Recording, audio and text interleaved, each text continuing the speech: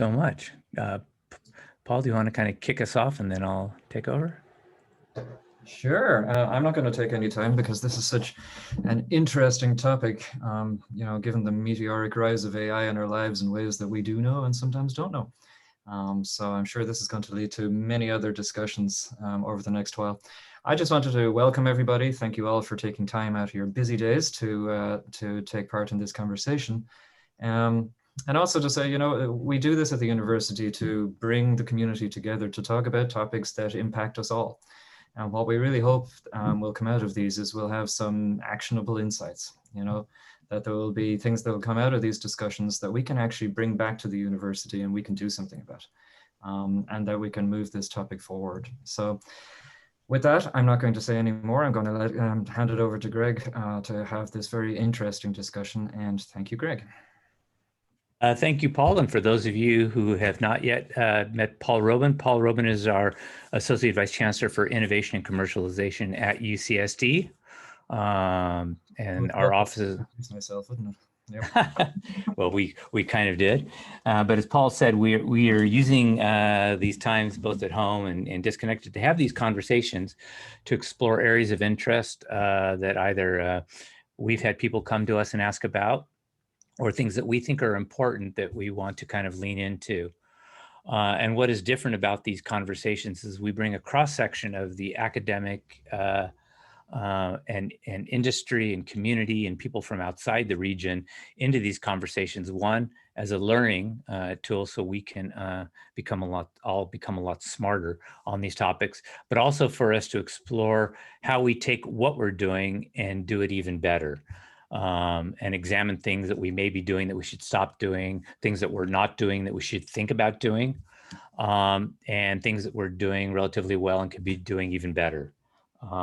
This particular topic has actually generated quite a bit of interest around our communities. And so what we have decided is that rather than trying to make this an all-encompassing conversation, particularly in this first one around this topic, we decided this will be kind of an on-ramp to this topic. And from here, we want to explore subsections in other conversations on various aspects of this. So for instance, taking ethics and AI as it relates to law, politics, governance. It could be around communities. We can separate out high consequence versus low consequence kind of applications. So today we're going to be doing a little kind of level setting and nibbling around the edges of this topic and see if we can't land at some really interesting places. And given that we have not only a wonderful and esteemed group of panelists and speakers, this is quite different than normal panels we do. And that normally we might have 2, 3, perhaps even 4 panelists. Today we have, I think, 8 or 9 people joining us today. So I want to say up front, first of all, thank you all for joining, and to please indulge us that we may not be able to get everyone, or not everyone will be able to participate quite at the same length.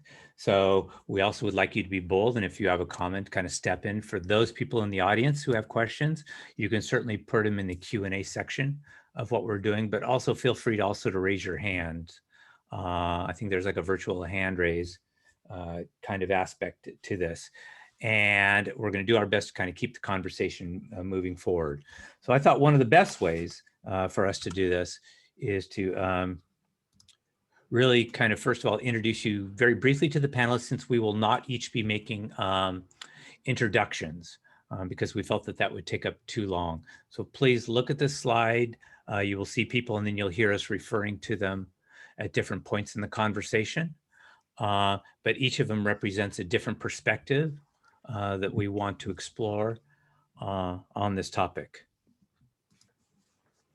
So when you take the concept of ethics and AI together, one of the things that stimulated our interest in this topic when I was sitting down and talking with my colleague Scott Tait, who's my co-moderator for this, is that we just had this general sense that our technical operating systems may be getting ahead of where our human operating systems were, and the ability to apply and deploy technologies in the most meaningful way, both for individuals and for society, relied on us to have the best understanding and also have an open mind and also approach these applications with complete humility, understanding that there's no way we can know everything, but also that there will be, by just the nature of experimentation, unintended consequences and outcomes of what we do.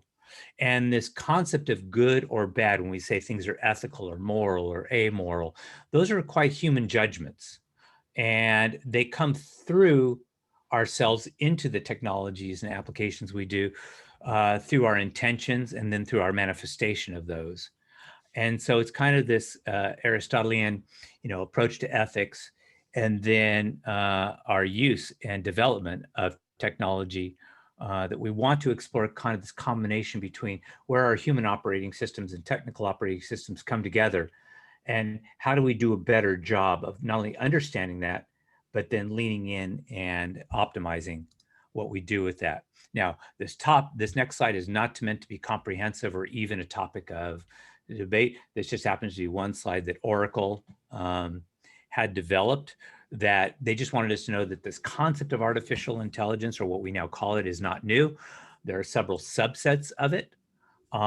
And the part of artificial intelligence that we're going to really focus on today is not so much the kind of more simple pattern matching type of stuff, but more where it enables the technology is able to mimic human behavior to the point of decision making, and then being able to make those decisions without human input around us.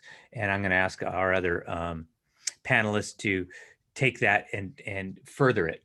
Now, this is a slide that was developed by the MIT Technology Review by Karen Howe, trying to describe it. And of course, it looks like one of these typical roadmaps that is it this or that, yes or no, and then you kind of drop down.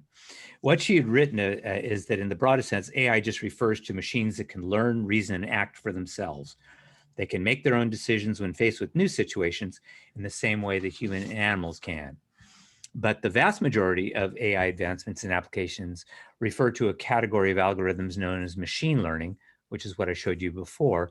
And these algorithms use statistics to find patterns in massive amounts of data. That's not what, by the way, we're going to focus on today.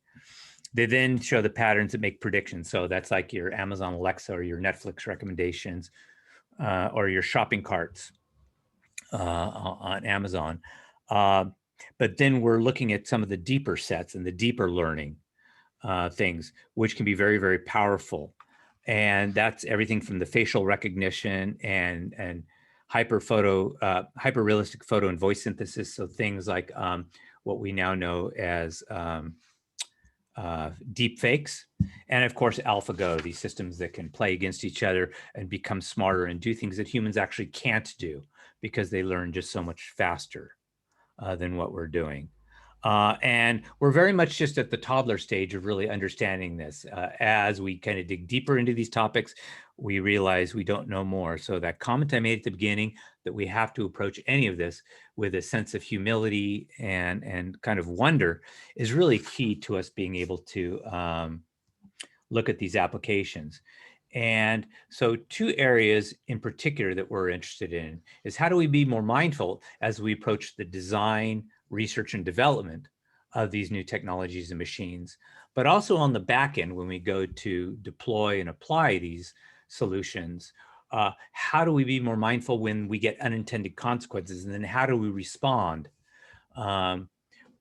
when we don't know what's really happening on the back end? What are the tools and methodologies we're using to deal with that? And that's why I wanted to lead off with the first person I wanted to bring into the conversation, my good friend and colleague, Eliot Peper. And Eliot's a graduate of UCSD. He graduated from the School of Global Policy and Strategy, but has since been gone on to become a world-renowned novelist in the field of science fiction. And he writes on exactly these types of topics about what is this kind of intersection about man's hubris and humankind's hubris with the technologies we develop.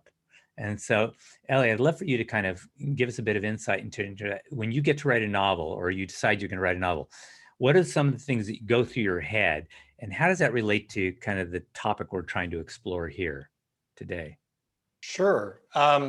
One of the fun things about writing science fiction is that you get to play with all of these big ideas and new advances on the scientific and technological frontiers, but then play with them in fiction, right? And fiction has to be specific. So whenever I get into conversations like the one we're about to dig into, I like to find a concrete example to make this feel real. And so for me, actually, over this past summer, I spent quite a bit of time playing around with GPT-3, which was OpenAI's new deep learning system that sparked quite a few both utopian and dystopian headlines across sort of the tech press.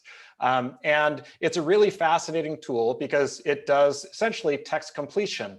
I could put in prompts like, for example, the characters in a potential story, and it would give me more members of the cast, or I could put in plot points and it would spit back out potential plot twists. You could put in a sentence to start a scene and it would come back with a sentence to end it. And the results were really surprising. And Greg, as you mentioned, really they inspired a lot of wonder. I mean, it was striking how compelling some of the results were. But there was something that GPT-3 doesn't have, and that is while the text that it was completing based on my prompt and the vast library its system pulls on, there was no creativity behind it. There was no intention behind it. There was no understanding of the real world behind it, nor was there any real agency about trying to make a change in the world that was behind the text that it was spitting out. And so for me, as a writer, that was a really important thing to pay attention to.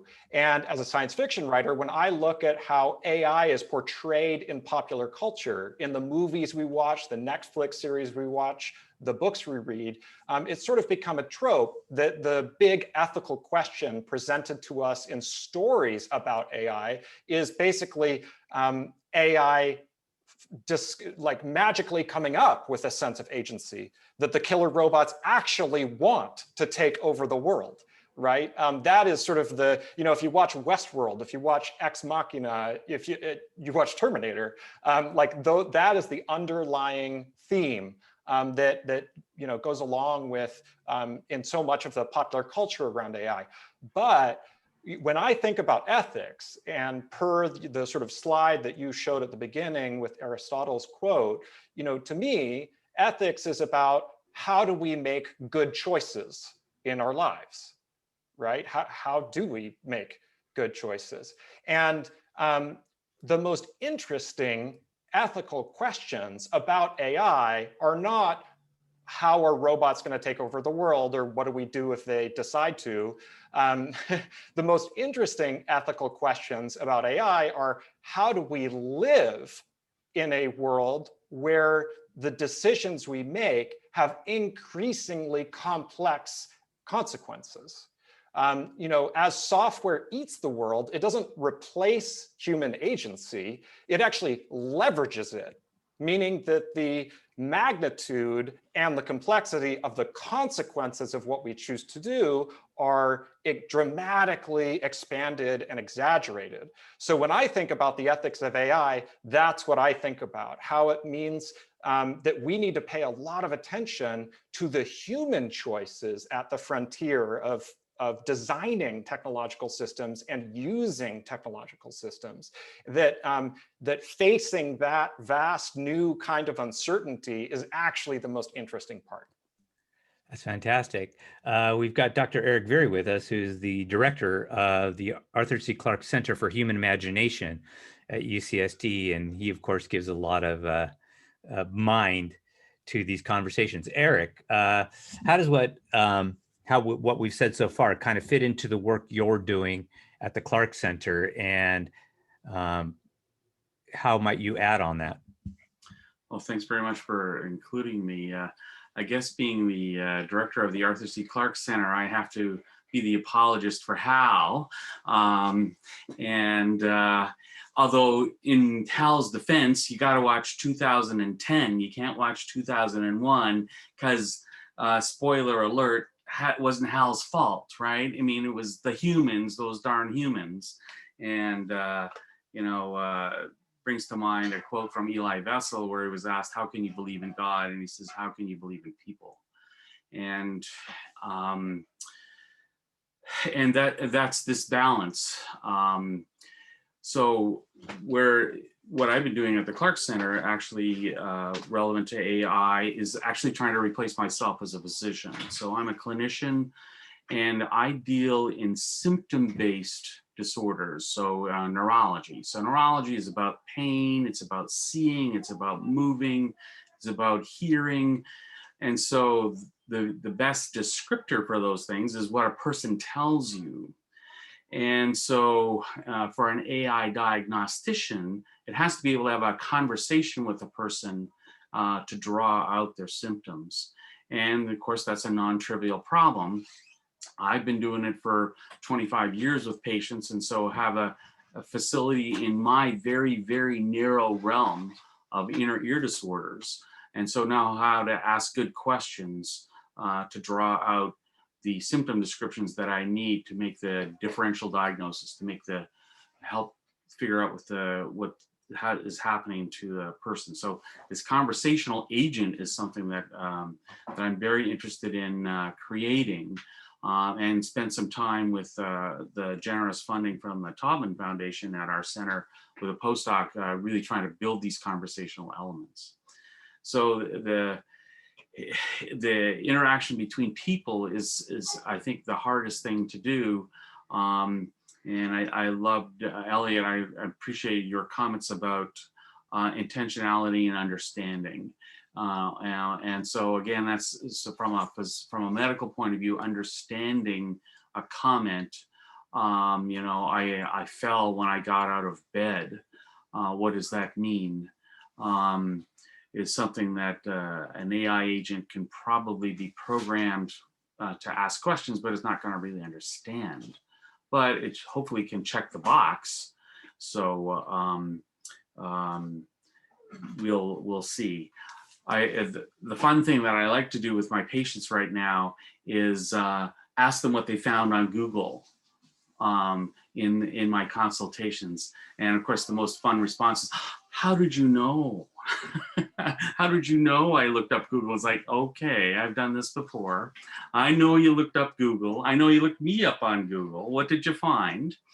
And so, in fact, my suspicion is that especially in primary care, are in the near future, what a physician's important role will be to help people navigate Google, find the Good Housekeeping Seal of Approval websites that gives them some background information. And you know what? Lots of people find good stuff on Google when I talk to them. They have some good answers and in fact, I'm kind of like, okay, look Google up before you come and talk to me.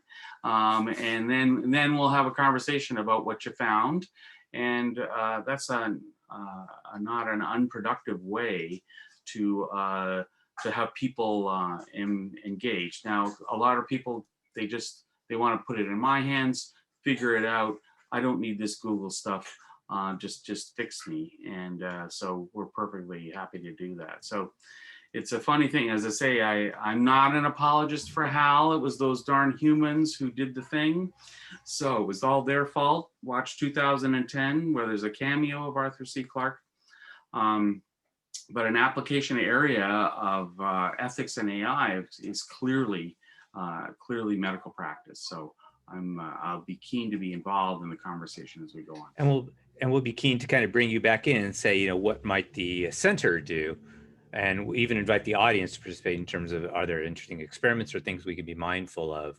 Yep. Now I'd like to turn to Julia, because Pacific Science and Engineering, where Julia works, designs human-machine interfaces, particularly for high consequence kinds of applications. And so now this is where we call it, say, the rubber meets the road, and she's a cognitive scientist around this. So taking what you've already heard, how does that then translate into that intention and then the build of what we're doing? And what are some of the things that that you think about? Right. So I think one fascinating thing that keeps coming to me as I'm listening to these eloquent folks is that, you being one of them, Greg, is that we don't know what we know, and we don't know how we know what we know. And so a lot of, human factors, a lot of psychologists are human factors experts. And we're digging into that, and there's plenty of science about it, past and future that needs to happen. But I'd say the most critical thing, because we deal with safety issues, military applications. So the most critical thing is that this issue of trust in automation, right? So there's the underuse or the overuse of automation. There's the disregard of automation if it fails a certain percentage of the time, or frankly, that's a relatively idiosyncratic measure. And for certain individuals, if it fails in a certain condition, then no longer are they gonna look at that. And of course, the higher the stakes, the more that's gonna happen. But also the level of trust in what it actually can do. So if there is some kind of transparency as far as the limitations of the automation.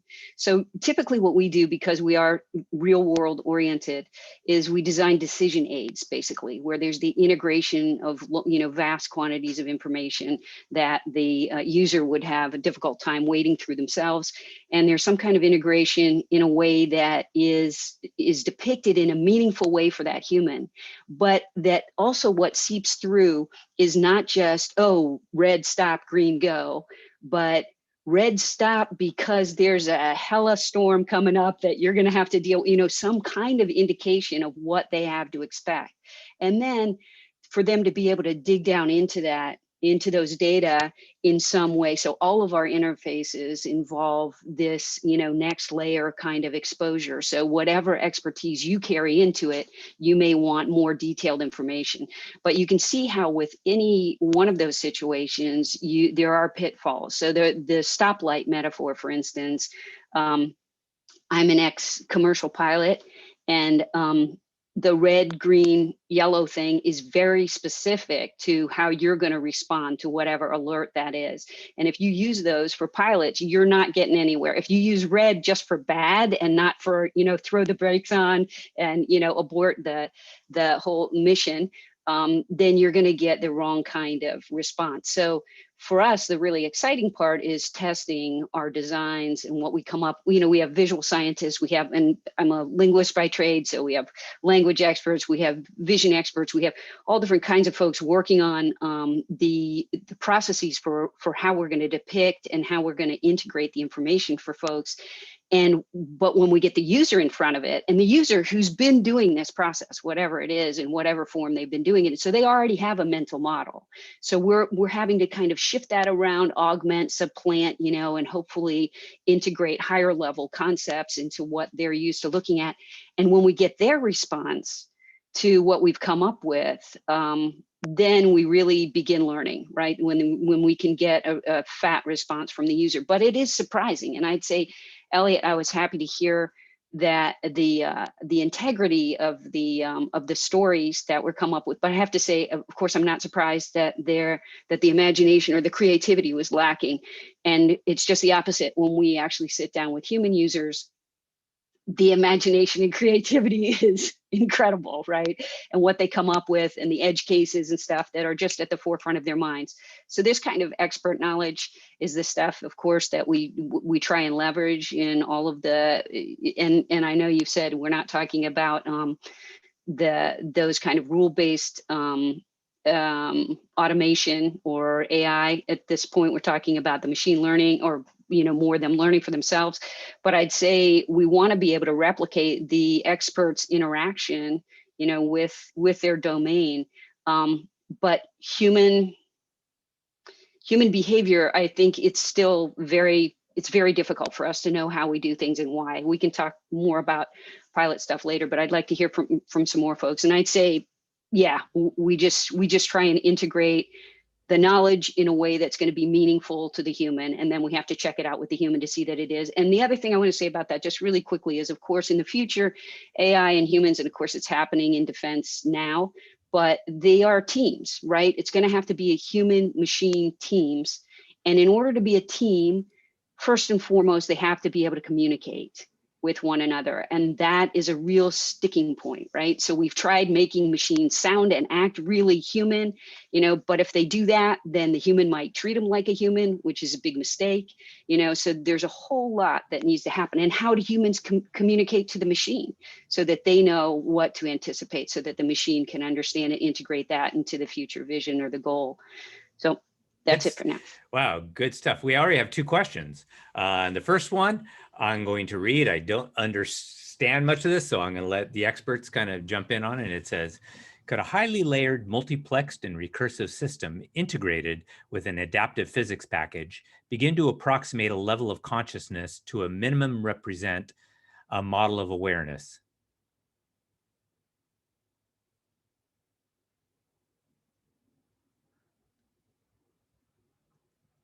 Oh, no one's going to jump in on that one.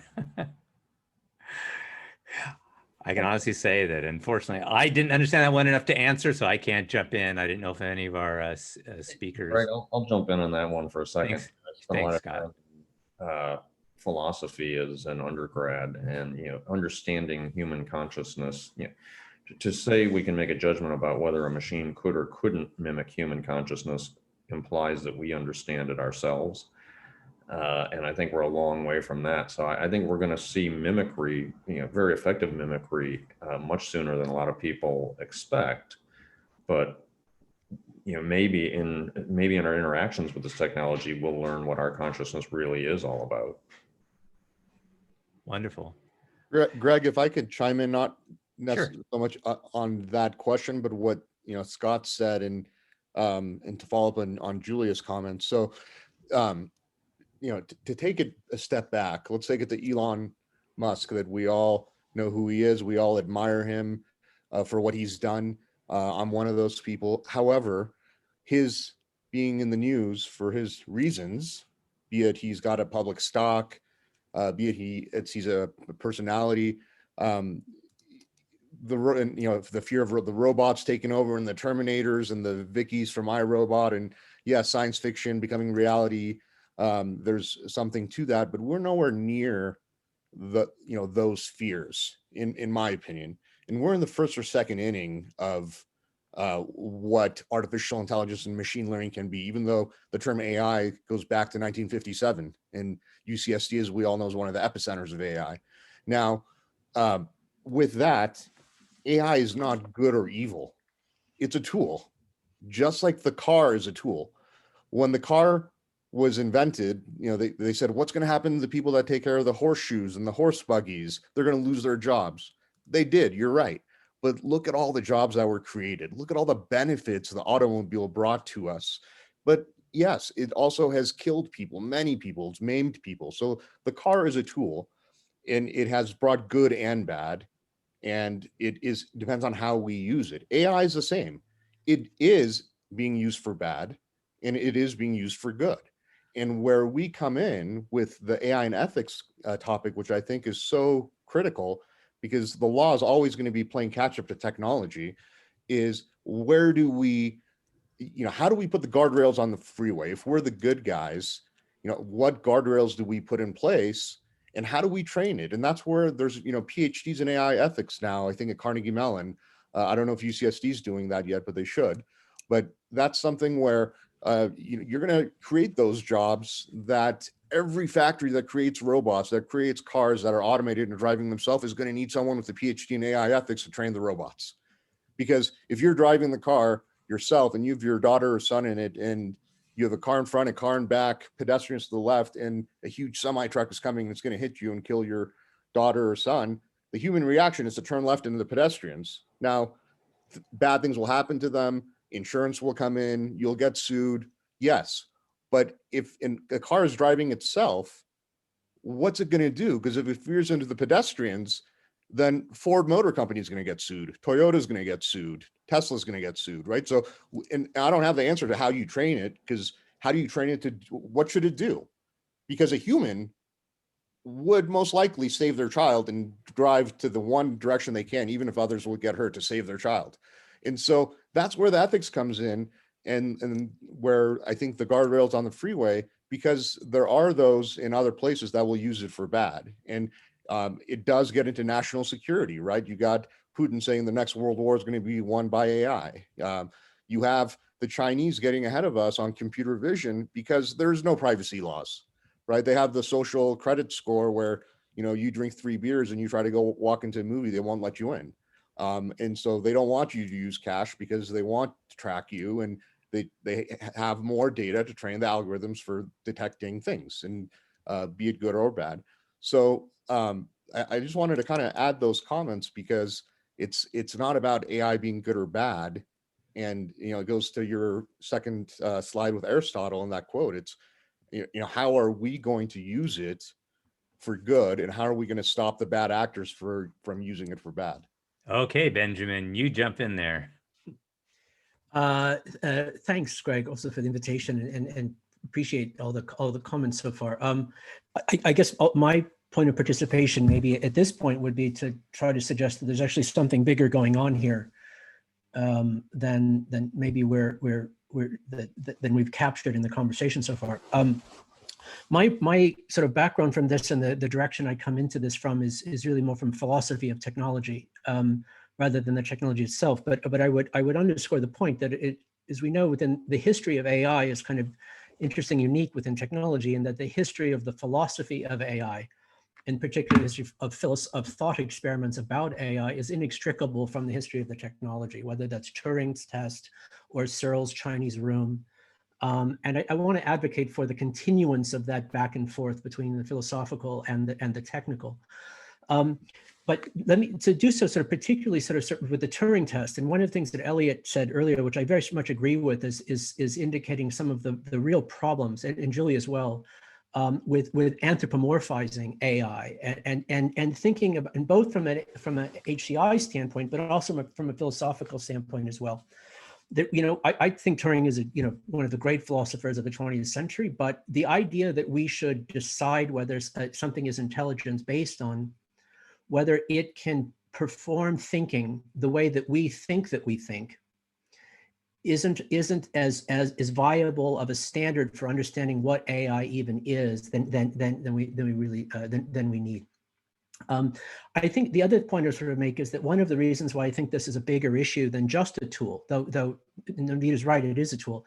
You know, there's some kinds of technologies that emerge that the real function is in, they allow us to do something that we were not able to do before. There are other technologies that their more significant social effect is that they demonstrate that the world works differently than we thought it worked. Right? A telescope or a microscope has an epistemological function, not just a technical one. And I think AI does as well. I think one of the things that it demonstrates to us as well is that intelligence is not just something that happens in a particular direction of animalian evolution, but that it's an emergent property of matter organized in a particular way, which allows us, and I think, to think about, and I think this point that Scott raised is that in the long run, I truly believe this, in the long run, I think that machines will teach us as much about what thinking is as we will teach machines what thinking is. And I think that the ability to actually understand and construct intelligence externally and artificially will have really fundamental implications for what it means to be human. Now, I also want to make again, this sort of the case for philosophy, design, and art, and some of these other things as part of this. Eliot had mentioned GPT-3, which is, we've been working with this as well. It's totally kind of amazing. One of our collaborators, who is at Google, Artists and Machine Intelligence, just published a whole book of AI philosophy that he co-wrote with GPT-3. They're also the same group that did Deep Dream, the images, the sort of hallucinatory images you might be familiar with. And and that group is I can say a little bit more about them later. But let me just say that I think one of the key things I want to sort of press forward is that models matter. The models that we have of even what AI is in the first place will matter for how we steer this and what the direction is. And whether that's overly anthropomorphic models, the sort of Terminator or the Pinocchio model, right? It really just wants to be a human. These I don't think are not the ones we want to invest in. We want to invest in ones that I think, and I think this is in concert with what everyone has been saying, is to think about AI not as a singular kind of machine, but as something that can be built into different kinds of relays at different points in time, so that different points within that relay can learn, and that they can learn in ways that might be useful. In other words, AI becomes a property of something, not a kind of thing in and of itself. And I think this more ecological model will actually scales better. It actually will, and I think it's one that people can kind of understand. And to Julia's point, which I was totally fascinated with your work, this question of around human AI interaction. The expert systems that we did a project also with Google around folk ontologies of AI, which is basically asking people how they think it works, and asking them to construct, tell us what their model is of what they think is going on in there. And of course, they're all wrong, but all variously kind of amazing works of science fiction in their own right. That this question of, do you design the system, do you design the interface so that people understand it because it's based on their sort of folk models of the system, but it's actually incorrect, like an anthropomorphized assistant? Or you design the system based on some level of the system disclosing itself and making itself legible to the person so that there's an interaction with it. And it's extremely difficult trade-off between the two for sure. But one in which I think this is why I'm arguing that models really matter. The last point, and then I'll sort of open up, is this question about the unintended consequences, which is I think a very important design principle. Instead of sort of thinking about the design of the systems as sort of how do we design a perfect system that can never break, in a way try to assume unintended consequences within that system, what in ecological science is called a trophic cascade, where you put one thing in and it causes nonlinear second, third order effects down the line. Like, how do you build systems where there's a resiliency that's based on that as well? And so for us, that concept that involves a kind of cultivation of ambiguity, not the elimination of ambiguity. And then last point, and then I'll turn it over based on also in defense of Hal. We have our idiosyncratic reading of 2001 is that there's three conversations going on in the movie. There's Hal and the astronauts, there's the astronauts and the aliens, but there's actually a conversation that we never get to see on screen between the aliens and Hal that actually is driving most of the plot and why they end up making the decisions that they do. So let's not assume that when the aliens came to Earth, it was to talk to us. It may have been to talk to somebody else. Wow. Question for you, because one of the participants in the webinar asked a question. Is there a Turing test that models humility, practical humility? For me? Yeah. I don't know. I'm kind of, I'm interested, there's been a lot more recently, things that trying to sort of update the Turing test to try to find more elaborate versions of this, of course, Winograd's test and all the rest as well. But I think the point that other people raised about, that we don't really know how we think really, the idea that somehow human thinking and human consciousness is already an open book. And it's a question then of figuring out whether or not we can match that to something else. I think is probably the false start. And again, I would say that if we're already beginning with this idea that to model AI has to be against the way we model ourselves, I think we're going to end up in the wrong direction. I would also say that I think this question of consciousness is probably not where I think consciousness is a very specific thing. It's not the same thing as intelligence, and it's certainly not the same thing as cognition. And I think the idea of trying to think of AI, a kind of threshold for success for AI, that it would eventually achieve something like animalian consciousness, is probably trying to put a square peg in a round hole for no reason.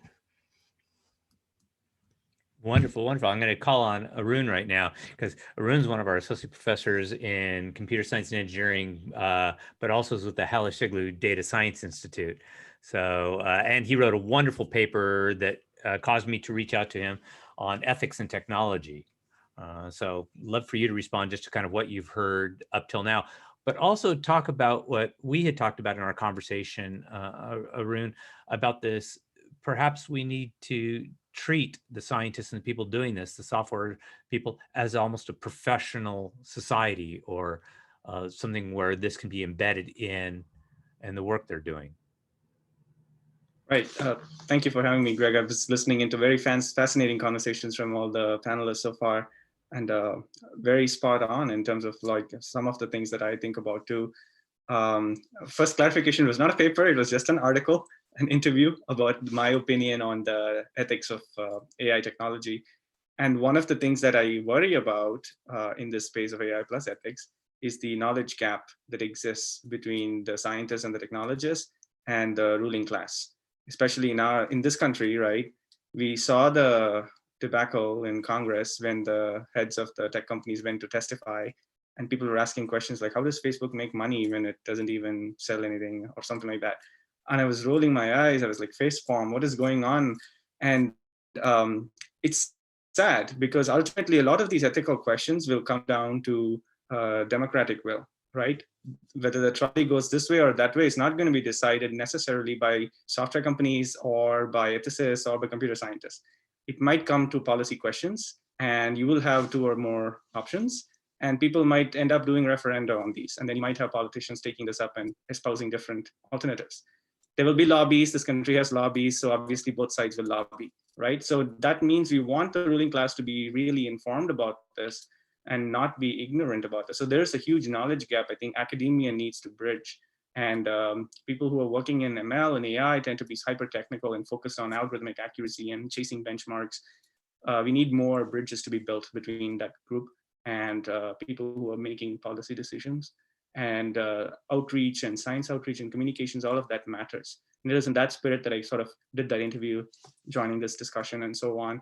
I mean, it's ultimately going to be a question of what a society prioritizes, right? So you talk about ethics, it can be deontological, it can be utilitarian. Different societies make different decisions. There is no one size that fits all, right? The Chinese Communist Party is going to make a different decision for the Chinese people than what the American elected representatives are going to make for Americans. But we need to understand how do we bridge this gap so that we are making informed decisions rather than extreme measures that may be counterproductive. For example, take face recognition, right? We know that face recognition is flawed, and we're not talking about pie in the sky AI. AI today, many of these minute capabilities are already having a damaging impact on many groups of people. Face recognition, people showed that accuracy of face recognition on people of color, especially women of color, was almost 20% lower than that of on white men. And imagine selling face recognition software to police departments. And what is going to happen? It's a perfect cocktail for more societal unrest, right?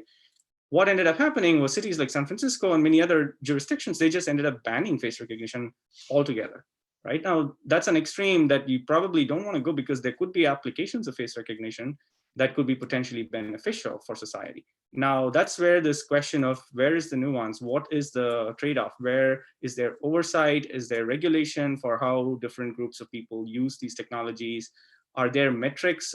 Can we kind of objectivize them? Can we enshrine them in law? These sorts of questions need to be answered. I think that's a very pressing concern, especially on the ethical impact of AI, because people are training all these models on non-representative populations. And that is a disaster for society that is heterogeneous and diverse. The second thing that I think Navid also pointed out is jobs. There is a huge churn and it's happening very rapidly. And that is another cause for concern, right? Again, speaking of ethics, society has a responsibility for people who are getting displaced out of their jobs. And so who is going to kind of retrain them? And I mean, it's flippant to say, okay, they have kind of lost their manufacturing job, let them learn coding. I mean, imagine a person who's in the 40s or 50s trying to learn coding. It's not going to be that easy. Is there enough investment from the computing community to kind of help those sorts of people? I don't know.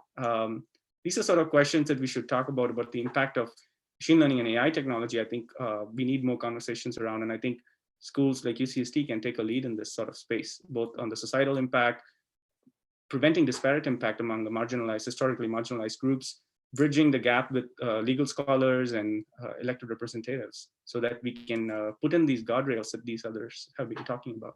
So that's a point, Arun. One of the participants asked, so how can you bridge the gap when policy is so far behind? You start with what we do best, education. So you have to first teach them what it is and what it is not. And I think conversations about killer robots is what they will start with, obviously, because of Terminator. And you have to guide them away from that and then say, okay, you know what, killer robots are pie in the sky. That's not what we're worried about right now.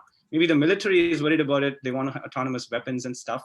If you want to talk to military, then you talk about that and that regulation. But for general civil society, there are more mundane tasks that are already having damaging impact. And so that's the sort of stuff we need to educate representatives about. And they don't need to understand the technical details. I mean, how machine learning algorithms work is not particularly relevant for the impact of the predictions, uncertainty in the predictions, whether they are reliable, whether they are trustworthy. It is possible, I think, to bridge that gap in that sense. They don't need to have a PhD in machine learning to understand the impact of machine learning applications. Nice, nice. I'm going to bring Gary in now just because Gary touches on law and policy as well. And not only on that question, but someone asked the question is, many of our public servants today seem to pledge allegiance to science. And he said, should we? Should that just be an automatic thing we do? Well, let's talk about the policy part first, because the policy part is sort of easier because it's in a way it's unique. It's not unique to AI. So the law always trails technology and what's possible. I mean, that's almost a truism, because by the time legislators identify a new technology, all their kids are using it. TikTok, most adults didn't know what that was until it was way too big to shut down. A good example of this is the zone where startups actually can flourish. Is there's no regulation. So say take PayPal when it's first formed. A big old line company like HP might have looked at that and said, we'll be a money transfer agent in all 50 states. The regulatory burdens are so high. We don't know what the law is going to be. We could get legislated out of existence. But a scrappy startup, which PayPal was, said, well, yeah, those might all be problems, but let's get too big for them to be problems before people notice that we're there. So the real challenge with AI, because it does have the ability to do, to reach further into our lives and to be more of a threat to how we want to live than just regular technology. So the real question here is, how do we get the legislative policy out ahead of the technology? And that's just going to require people like Eliot, science fiction writers, people like me who invent stuff and are thinking 15 years out, what are we going to want, and sit down with legislators and say, here's where we think it might go. Put the framework in place now. It's the same question as the ethics question of what happens to a self-driving car. It's ultimately the easy answer is the programmers are going to program it to do whatever it is that the legislation requires them to do. And then the legislation eventually is going to say, yeah, no penalty if you run into the pedestrians, or there will be, as long as you're following the rules, they'll find a way to make it so that it doesn't wipe your company out. So that's the easy question, right? Is policy should not trail AI technology, which would be a change from how almost all technology and policy has worked before. Now, if you could remind me what the other question was. Very often our public servants will pledge their allegiance to science, and the question is, should we? How much faith should we really put in science? And I assume that's kind of almost in air quotes. Yeah, it's well, I think pledging allegiance to science is sort of an odd concept. Following the truth is a good concept, and science often leads us to the truth.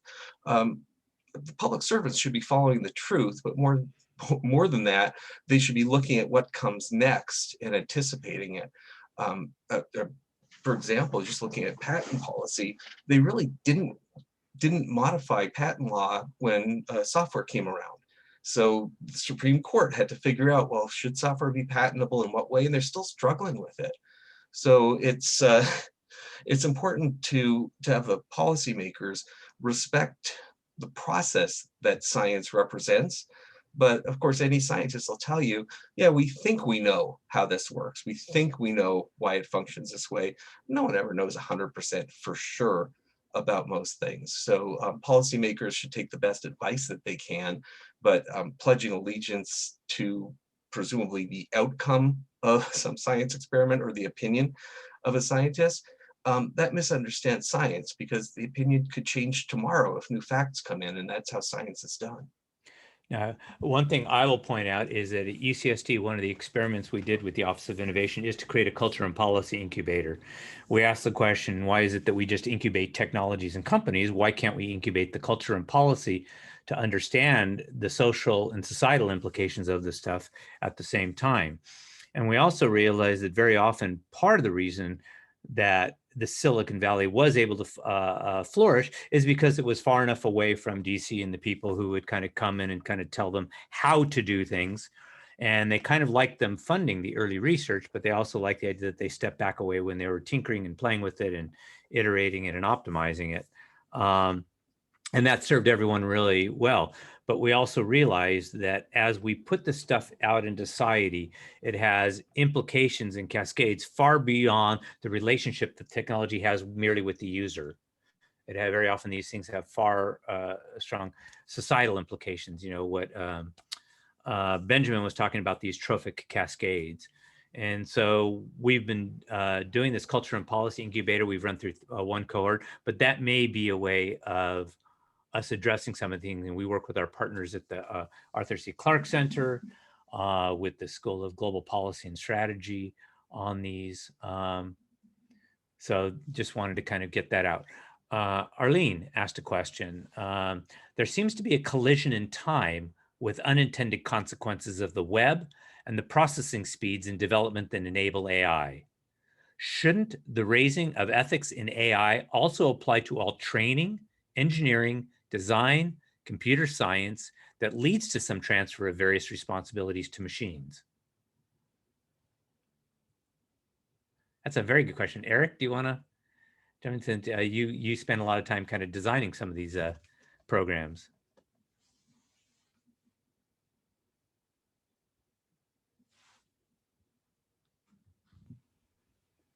So I'm sorry, I was looking at the other question here about connecting brains and neural links. We're going to get to that. Yeah, so I have a comment about that one. The other, ironically, I found the other one harder, so I'll see. That's why I asked you.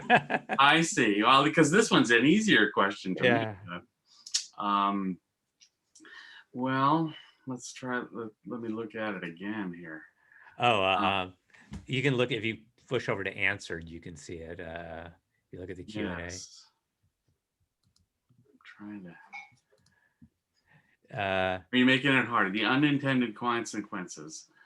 Shouldn't ethics in AI provoke all training? Well, so that's a good one. In fact, we're again, something at UCSD we're doing with our Ethics and Compassion Institute, right? So there's a recognition in the medical profession about the paucity, well, basically the paucity of ethics and compassion, that the profession is so hard to do, that we have so much to study, and somehow that gets lost in healthcare professionals.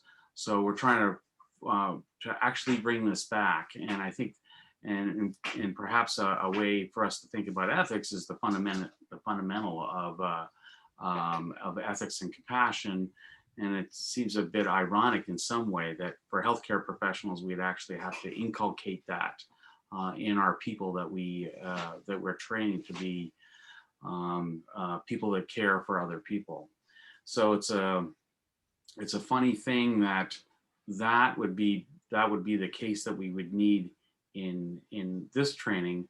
And I'm actually anxious to see engineering principles brought to medicine, and that may be where we can bring the ethics training and build it into the process. You know, so often we have these examples, you know, do you drive into the pedestrians, do you drive into the other cars, and these philosophical models. But somehow I wonder whether we can build them in a much more practical way, like in the end-of-life care in the provision of care for people with mental disorders. There's lots of possibilities there. So I would like to see ethics and AI provide to all our training, and then obviously the engineering processes and humanities and the arts as well would be very important for us. Well, that leads me into a very nice segue to our other panelist, Trisha Williams, a good friend of ours who works on very much both the production and the implementation side of tools that specifically address what Arlene was asking about, in terms of how can we train some of these pro-social behaviors and these kind of embed some of this ethics, compassion, empathy into the training of these people before they actually begin designing. So I'll turn over to Trisha right now. Hi. So first, I actually want to answer that very first question. This sort of segues into it, is because complex recursive systems that like dependent input-output paired with physics packages is exactly how we simulate AI in interactive immersive worlds. So tell people what you do. Oh, I'm a world builder. I have worked in video games for a very long time. I no longer make games, but I do work with large groups of people to design system-driven worlds, and then we represent that in using video game software in virtual reality. Big circle there. So I don't directly work with AI because obviously the AI in games is not true intelligence. It's a lot of machine learning. It's a lot of finite state machine, which is basically just we identify all situations and then we program each one of those reactions. So even though it might feel like there's an AI in games, it's not actually true AI. But what the good thing is about big expansive worlds like that is twofold. One, that we get to train humans on just practicing interacting with something that is simulating an AI. And secondly, through the beginning of AI, they have been trained on games. And so I took so many notes because I wanted to respond to so many different people here. But one of the big ones that kept coming up was training self-driving cars. So everyone has heard of Grand Theft Auto, one of the biggest, most immersive game worlds out there. We actually train self-driving cars in the world of Grand Theft Auto, because Grand Theft Auto is designed so perfectly that the traffic system is one-to-one parallel of a real-world traffic system, included like breakdowns and problems with traffic lights. And the flow of the humans is programmed so well that they have the mass amount of humans that actually kind of like follow the rules, but there's like the occasional jaywalker and stuff. So self-driving cars drive around Grand Theft Auto for like about 1,000 times faster than they could actually drive around in the real world, because you can speed up a program like that and practice. And that's what they do. They practice all the time. They take video, they take recording, because we have very visual world out there. So instead of just a bunch of programmatic readouts, we actually have pictures of the car having to make a decision very quickly inside Grand Theft Auto. So when it comes to the question that, was it Arlene asked, is did the people that make Grand Theft Auto have ethics training? And no, it is not an inherently ethical world at all. But it's a safe world for AI to go train in, and it's a safe world for humans to go interact with AI in. And so who was it that talked about bridges? Was it Arun? Like, how do you bridge kind of those humans and the media and the fantasy of it all the way to the actual creation of AI? And I feel like that's where immersive worlds and large scale 3D playful environments comes in. I feel like I'm sort of a bridge person when it comes to that. Wonderful. That was fantastic. Eric, you mentioned that you wanted to jump in on that other question. I'll let you even kind of read it to the audience and kind of go through, because I could tell that Eric was just kind of chomping at the bit on that one. All right, thanks. So it says the discussion so far is focused on disconnected human AI interactions, the implications of the direction such as Neuralink for the potential merger of AI with the human mind, and the feedback that could occur between the two could yield a result of the unity being greater than the sum of its parts. Well, so I'm gonna throw down my union card here. I've actually been in the operating room and put electrodes in people's brains while they were awake.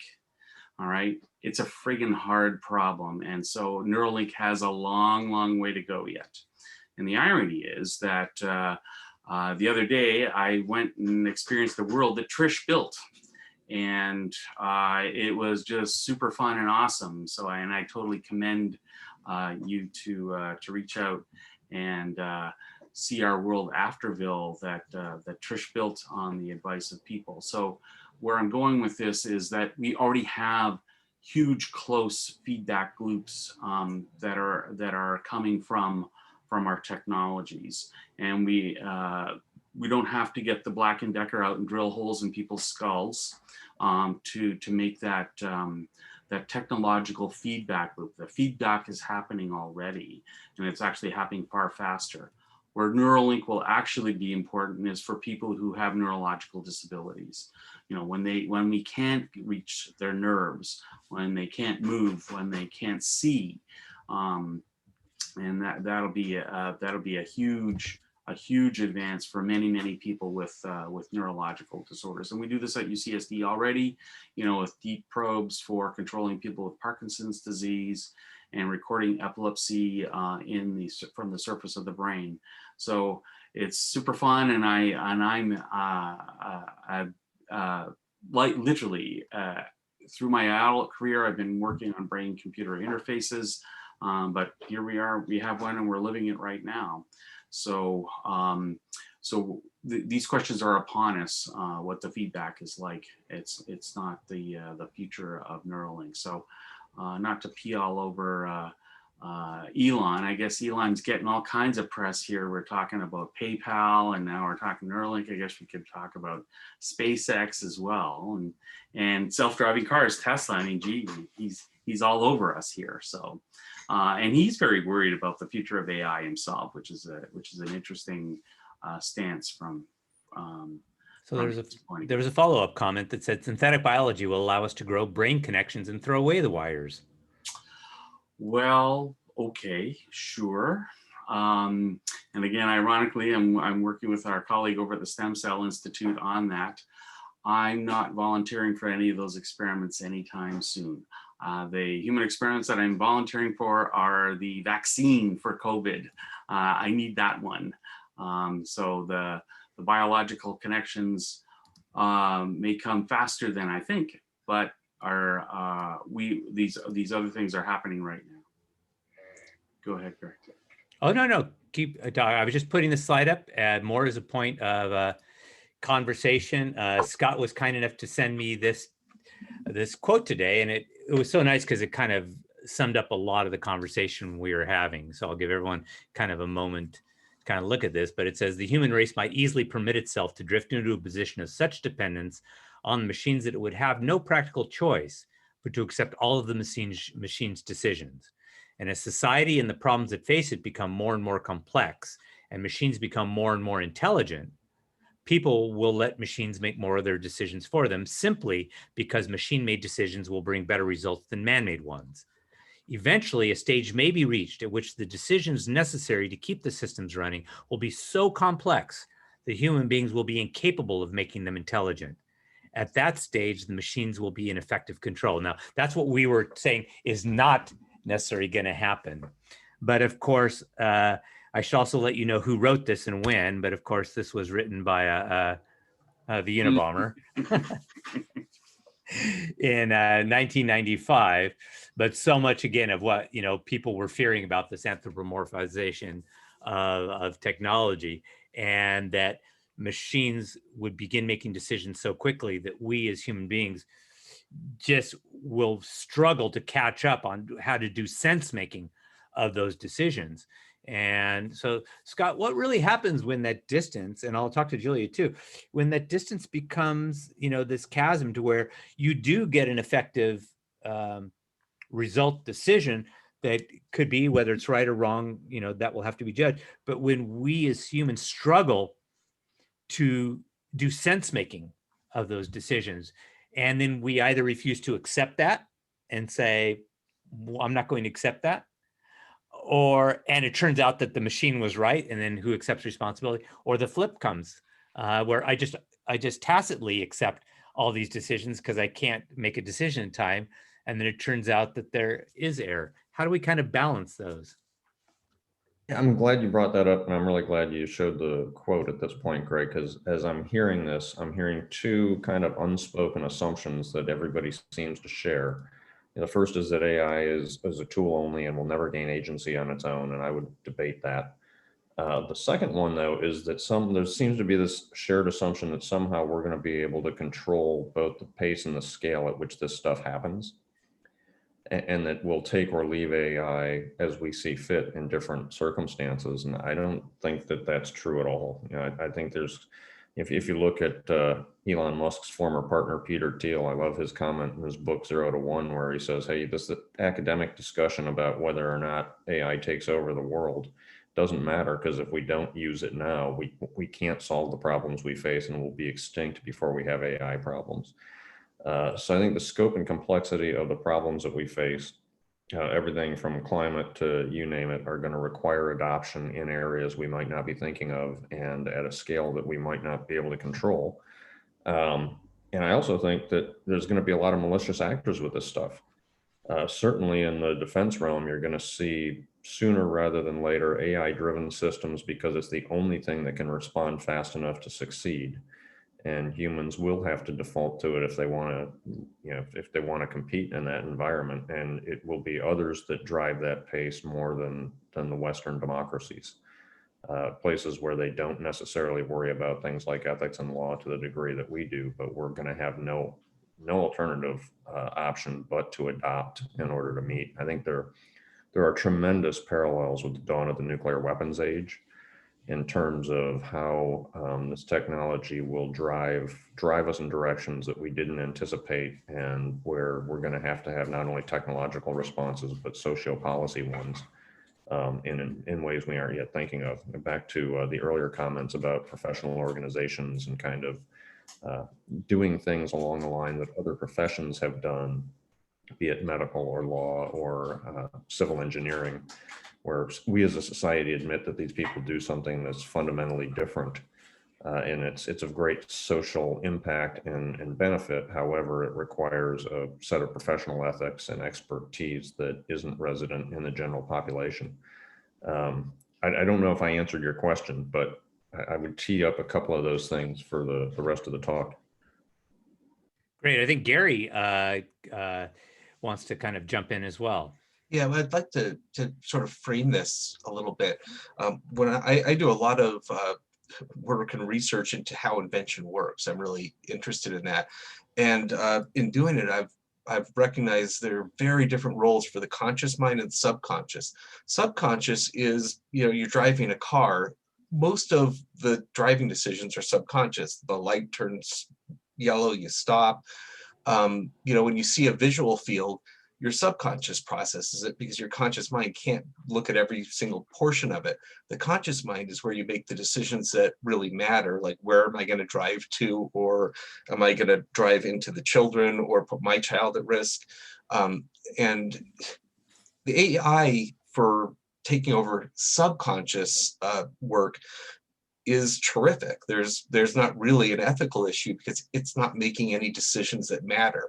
It's only when we come down to the decisions that we can make uniquely as sentient humans that we run into the ethics problems. So I would try to separate how we think about AI into, can it do massively parallel processing necessary to drive a car, from can it figure out what to do when it's a life or death decision that it has to make while driving a car.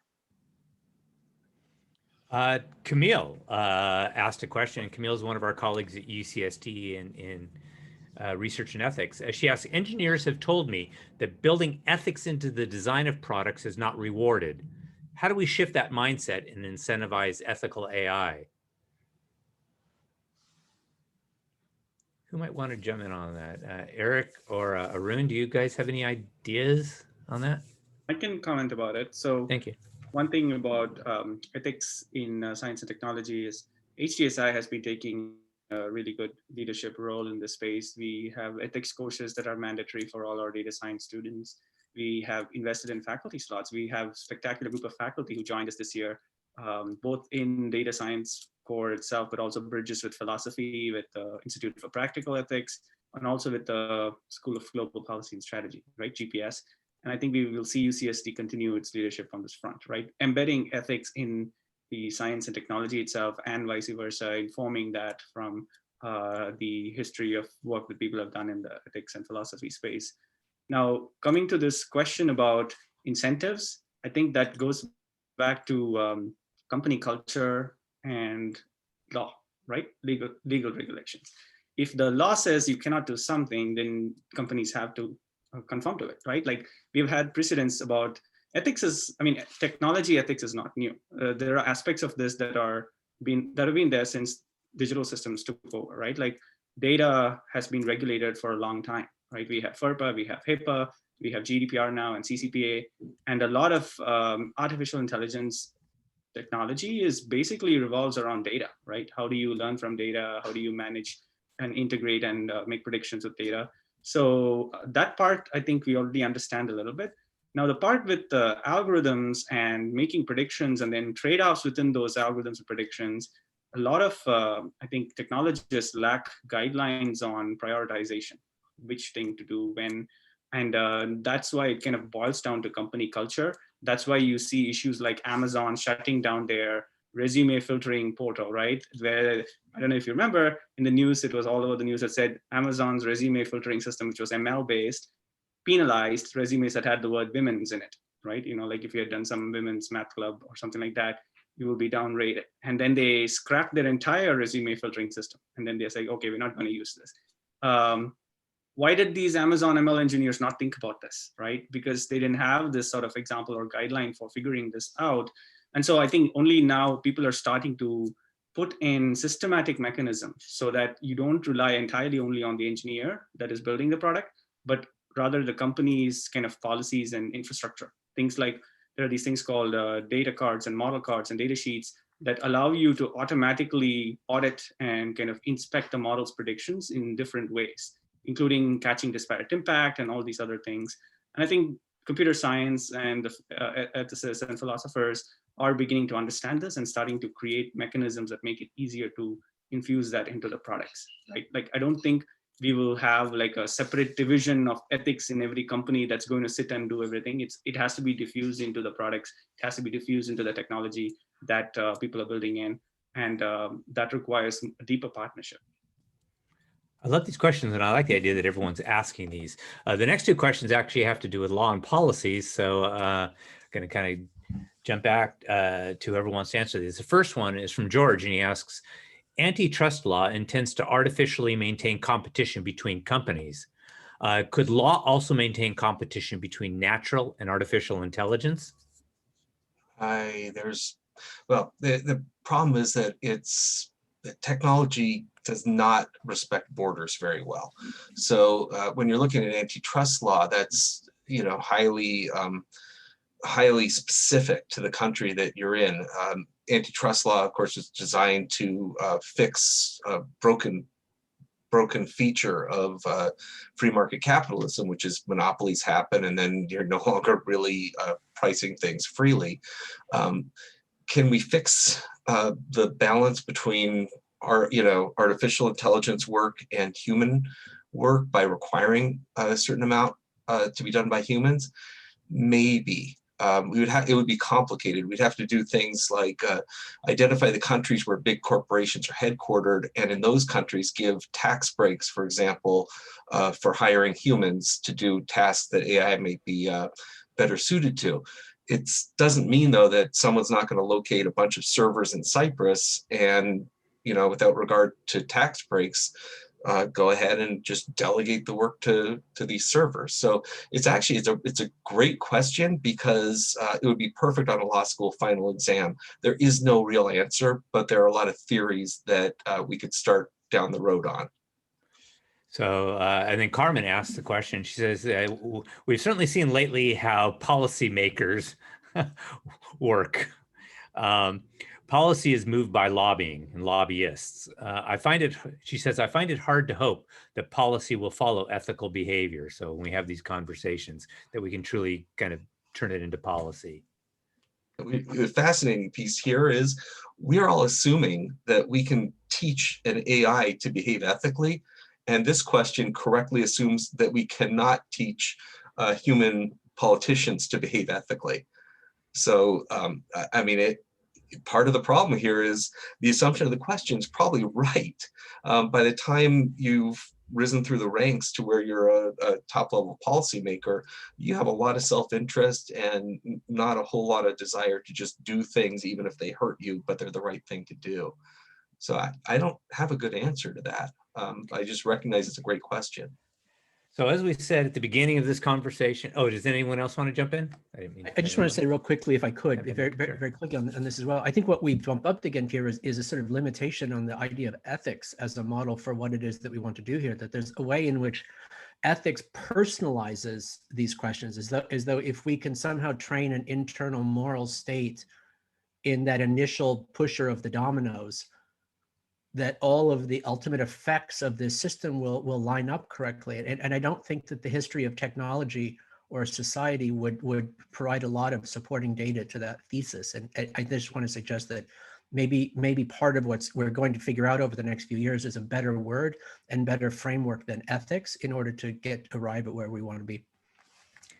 So I don't like that. Greg, I have a snarky comment.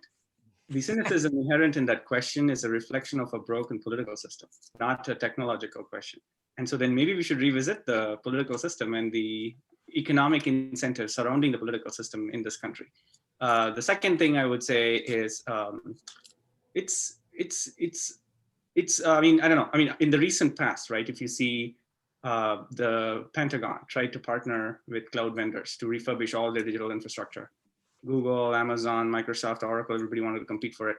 But then employees pressured Google and they went out of the race, right? They quit the race because of internal employee pressure. There was no law, there was no regulation. Google did it because of their internal employee pressure.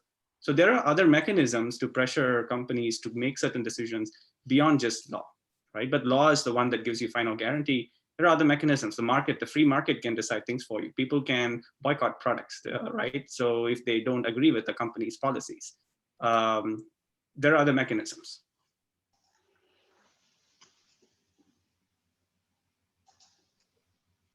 You're muted. I saw that. And of course, Zoom reminds you, as if you don't feel stupid enough, Zoom reminds you that you are not doing it. But anyway, I think we're getting to the time now where we just want to begin closing up this conversation. As we said at the beginning, we realized that this was going to be a bit of a meandering. We were going to touch on a lot of different pieces. And this is very equivalent to going to a big smorgasbord buffet, where every type of food is kind of in front of you and you're kind of sampling and tasting everything. So two things as we wrap this up that I'd like to ask each panelist as we go down was, the first, of course, because we provide a series of actionable insights back to the campus, what are one or two things we can be considering or doing tomorrow that we aren't doing today as part of our habit, ritual, or practice that we do at UCSD to help us kind of begin moving further down this path of this conversation we started? And two, if we were kind of to do a next conversation on this topic or a series of conversations on this topic, what are some things we should consider as possible either topics or subsets of this? Because what we're definitely seeing in this is that this is too big for any one conversation. And in order for us to arrive at some kind of a meaningful outcome, we're going to probably have to slice this in a few different ways. So why don't I start with Arun? I'll just start with my tiles and kind of go across. Okay, sure. I'm happy to go. Couple of things, concrete things that UCSD can do. I guess one is take leadership in building these bridges between science and technology, academia, and the civil leadership, right? Starting with our local city administration, county, state, federal, everything. And it has to be a larger effort, and it cannot be just one university, but UCSD can certainly take leadership in that space. We have a lot of spectacular faculty in AI and in ethics, right? So, and we have the Halıcıoğlu Data Science Institute, which is already taking leadership in a lot of institute and center level kind of work. And then the second thing would be to prioritize education of ethics, impact of your scientific and technical work in kind of real world situations. Computer science, historically, we have not taken that seriously enough. I'm saying that as a computer scientist as well, right? So I'm jointly affiliated with HDSI and with CSE. And I think probably the reason for that is people thought computer scientists build backend software and systems and I don't know how your web server runs and stuff like that. That's no longer true. We're building products that directly interface with users and impact users' day-to-day lives. And data science is also like that. We work with data that can make predictions and decisions about people. And so it is imperative that academia infuses education, infuses ethical education into these technical curricula as well. Gary? See, remember to unmute. So the first thing I would do is really simple. I would require disclosure of when AI is used. That is simple, but it would be helpful to know that the person on the other end isn't really a person. The second, I think there's really important, there's an important human crisis that is going to be created by AI, which is we need a long-term plan or a long-term plan for the labor force impacts of AI.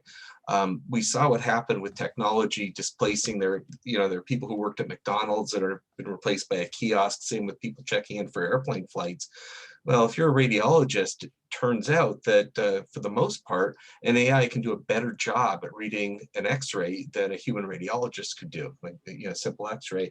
So these brain-oriented jobs are going to be threatened, and we have to plan for that so it doesn't just come as a surprise that a bunch of people lose their jobs.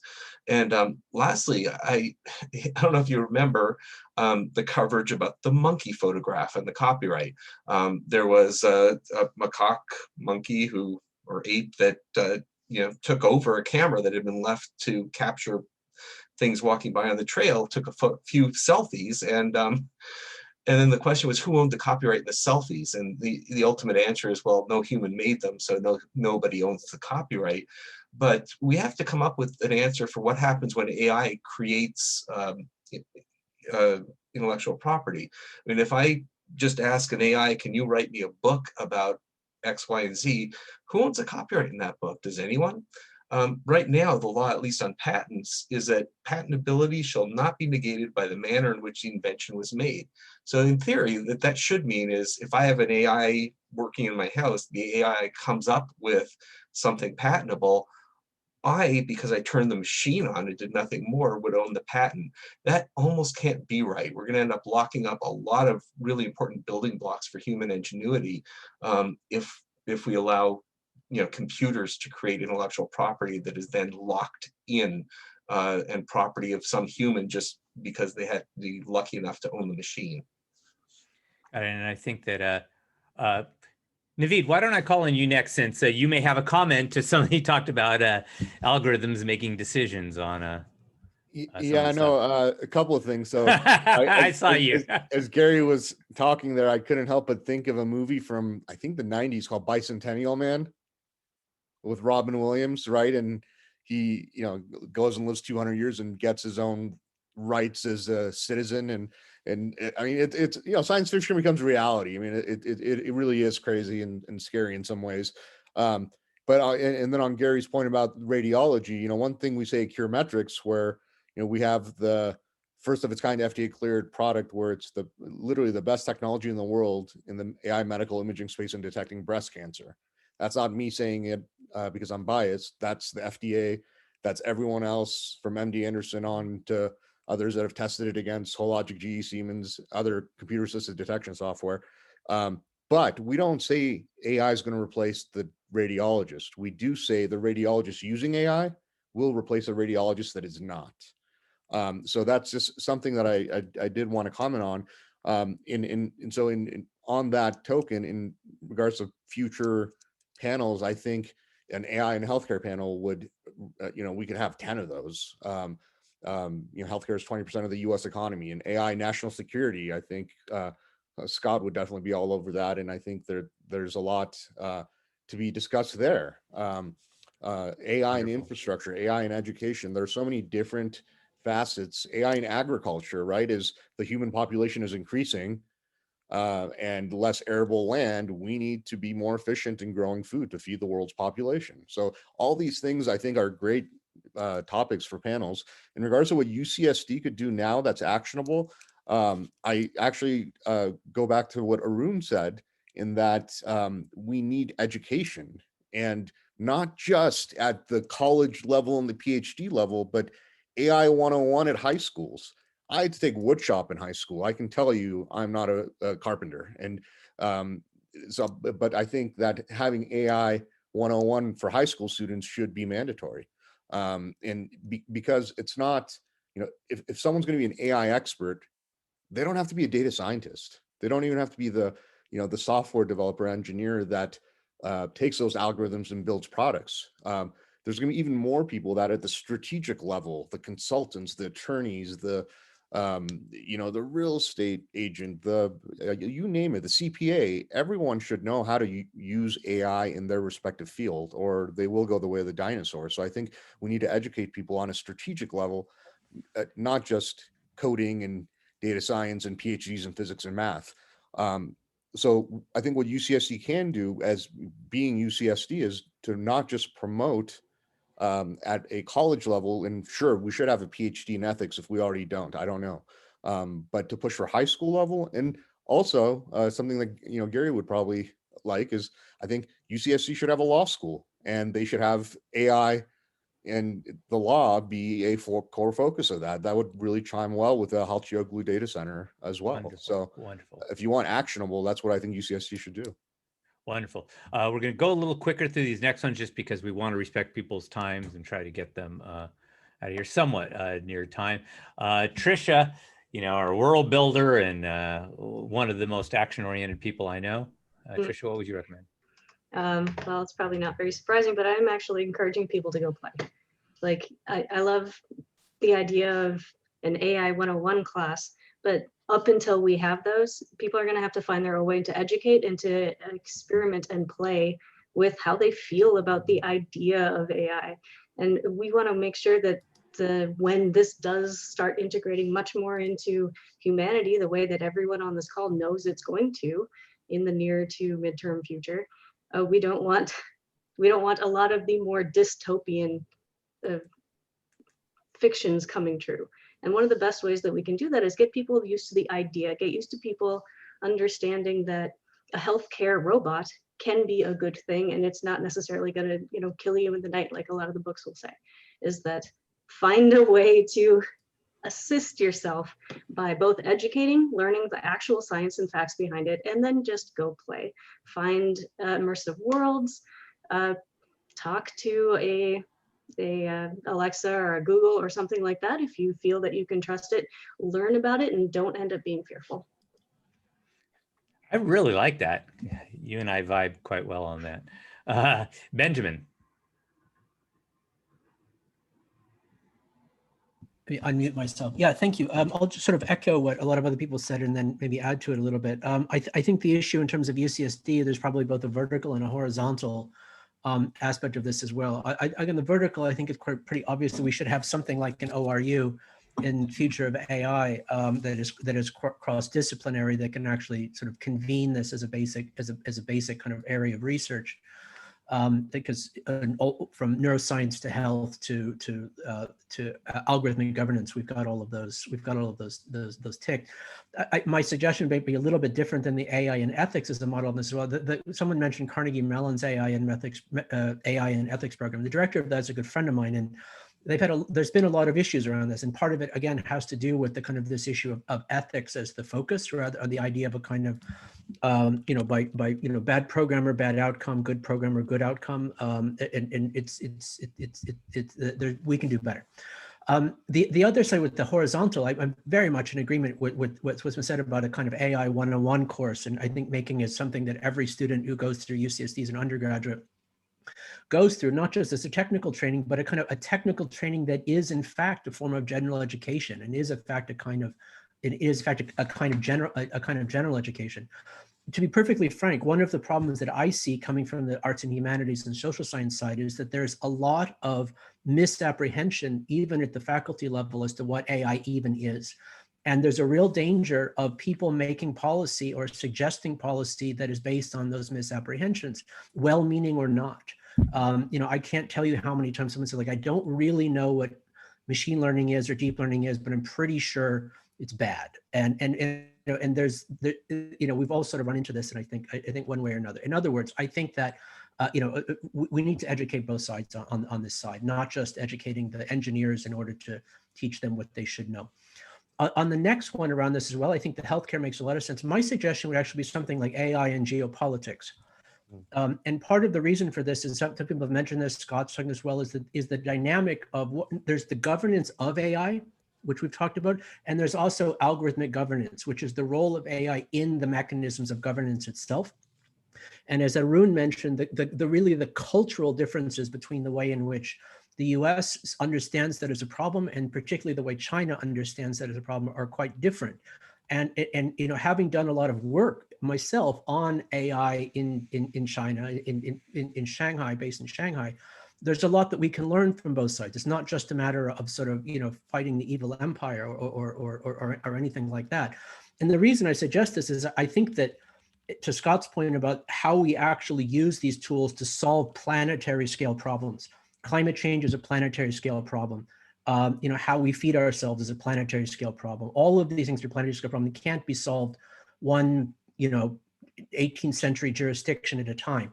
They have to be solved at a planetary level. And what I would love to see optimistically is that somehow in the convening of thinking about what AI is for, what it can do, how it models society, that it actually becomes a lever by which the possibility of better forms of planetary governance become possible. Something that would have been quite useful during the pandemic.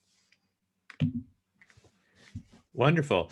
Arlene did mention that Center for Respectful Technology is a budding UCSD prospect for a multifaceted, multidisciplinary activity. And she says, does respectful versus ethics feel right? What would you think? Personally, I think emphasizing, the kind of moral dispositions of people is really is not the right point. It's more of a theological approach than a philosophical one, quite honestly. I think decisions get built into infrastructures that are impersonal. Wonderful. Let's see next, Eliot. Well, Greg, you started out this whole discussion with the slide that, we had deep learning, machine learning, artificial intelligence. And the frame was that, if I'm remembering it correctly, was that AI was any machine that basically imitated a human. And I actually think that the interesting part is that machine intelligence is useful precisely to the extent that it is different than human intelligence. The sole of my shoe is better than the skin on my foot.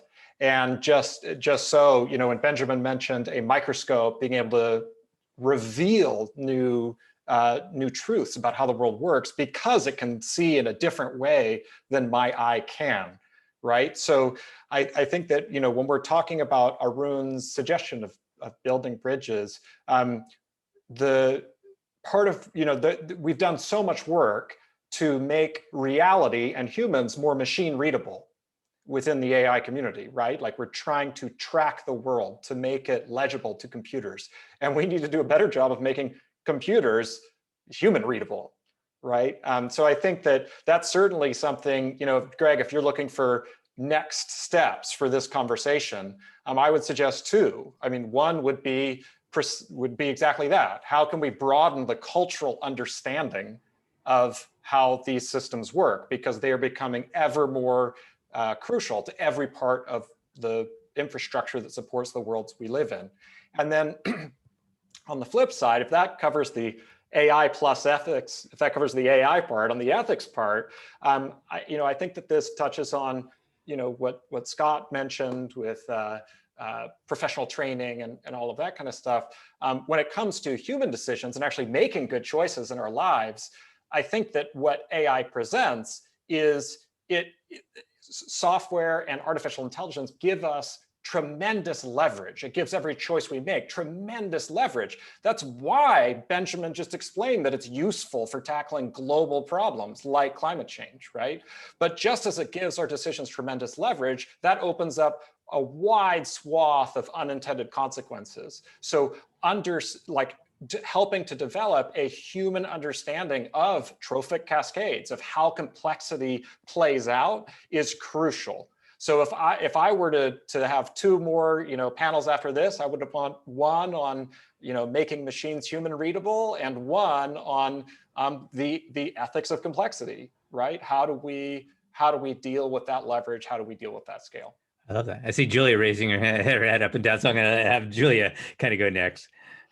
Yeah, that totally rings true. Of course, everybody's conclusions, y'all stole all of my ideas, but Eliot, the trophic cascade thing, if folks anywhere on the planet had a sufficient understanding of trophic cascade, COVID would not be where it's at today.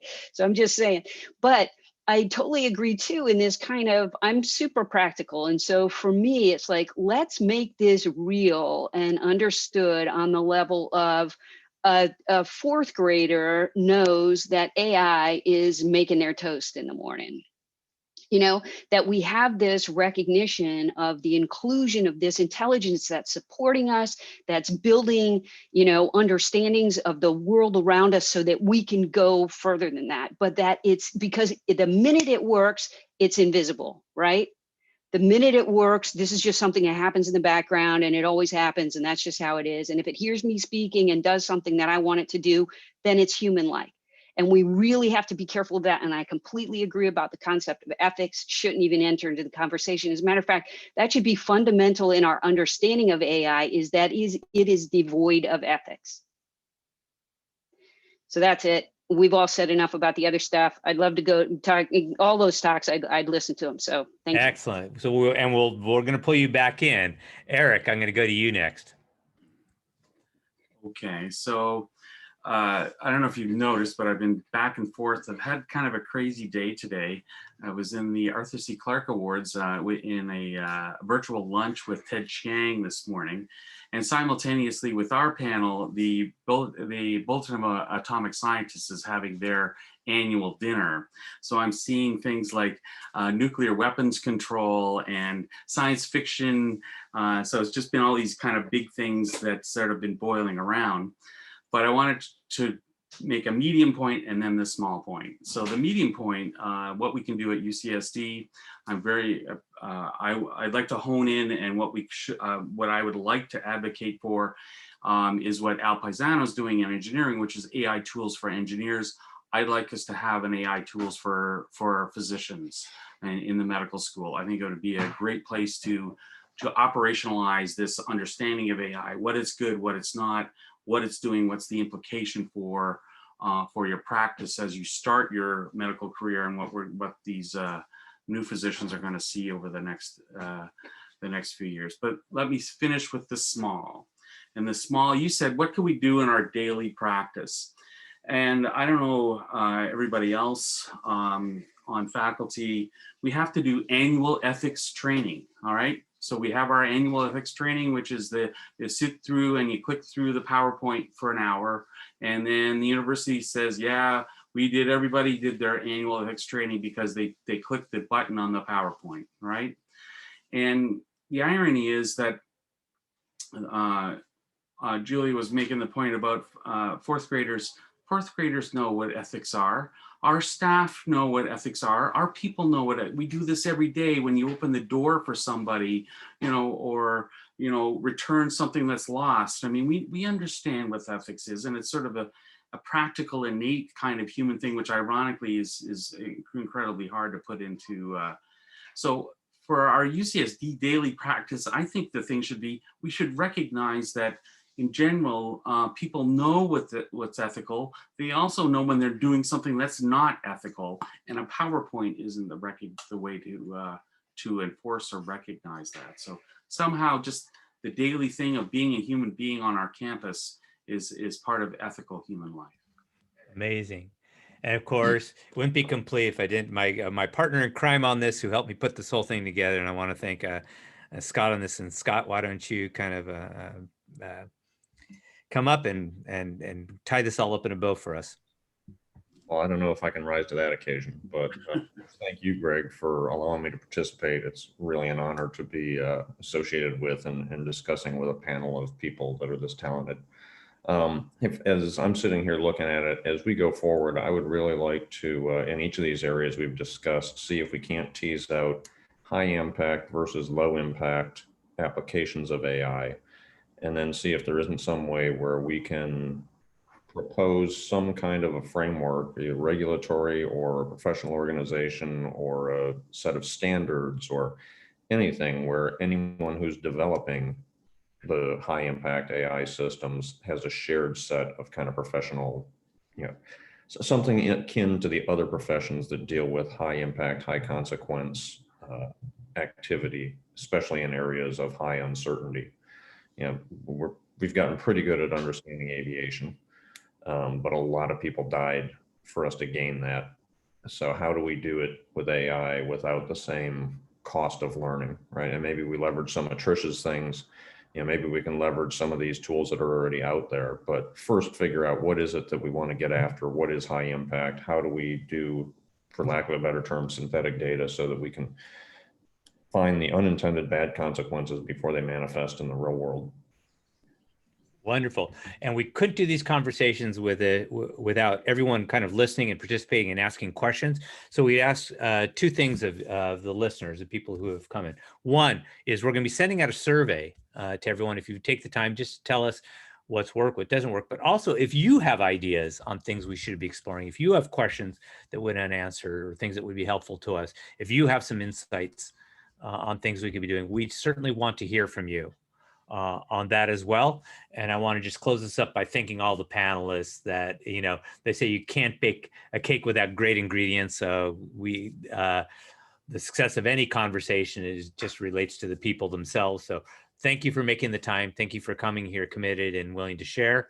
And let this be the first of many conversations on these topics. Thank you, Greg. Thank you so much. Thank you, Greg. Thank you. Thanks. Bye. Thank you. Thank you.